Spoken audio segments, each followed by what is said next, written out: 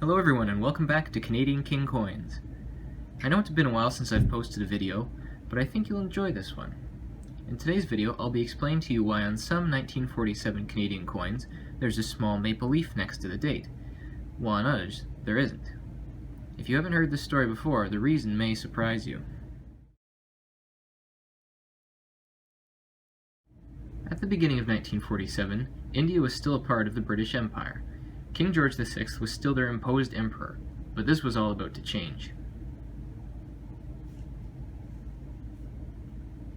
For many years, an independence movement was growing inside India, with this movement eventually being led by the now legendary Mahatma Gandhi.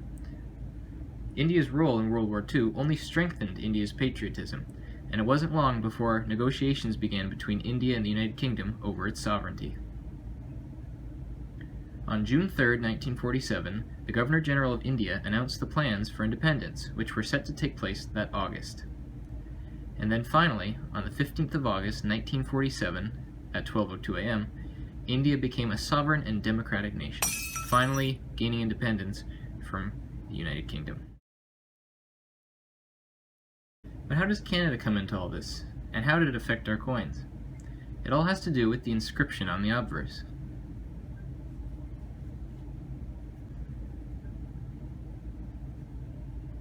When King George VI first appeared on Canada's coins in 1937, the inscription around his portrait read in Latin, "George VI, by the grace of God, King and Emperor of India."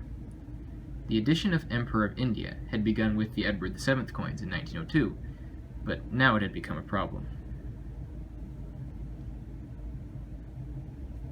Canadian coins bearing the date 1947 were already well into circulation by the time the news of India's independence came, so nothing could be done about them. But now Canada needed new obverses for its 1948 coins, as circulating coins that said George VI was still the Emperor of India would have been highly offensive. But the end of 1947 came and went, and the new dies were not yet ready, so the Royal Canadian Mint was faced with a decision. The demand for new coins wasn't going anywhere, and they couldn't date 1948 coins with the old inscription, so they decided to continue minting the 1947 coins, but with a small maple leaf next to the 7 to show that they were actually minted in 1948. If you look here, you can see right next to the 7, small maple leaf. This appeared on all of Canada's circulating coins that year.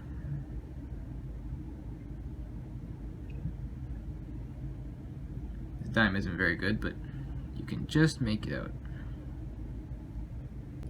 Now, I don't know why it took so long to create the dies with the new inscription, but the 1947 maple leaf coins were actually produced for most of the year 1948, with the 1948 dated coins only going into circulation late in the year.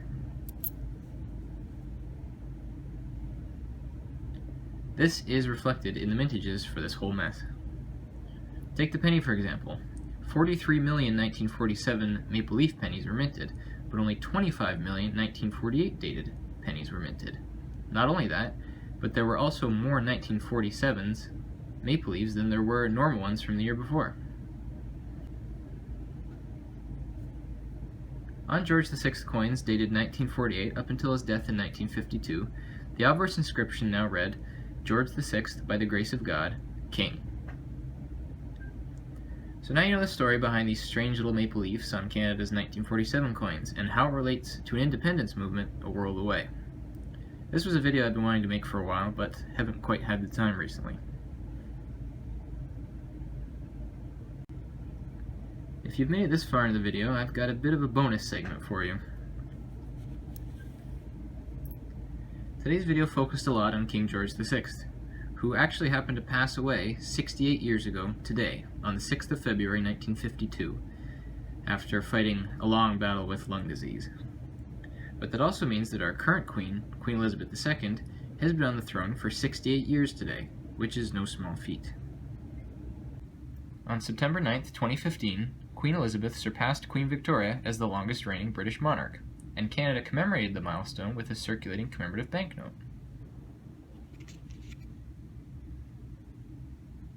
In the transparent window of this $20 bill, the Queen's original portrait from 1953 can be seen, along with her royal cipher and the words, a historic reign written in English and French. On normal circulating banknotes, the small portrait is the same as the big one.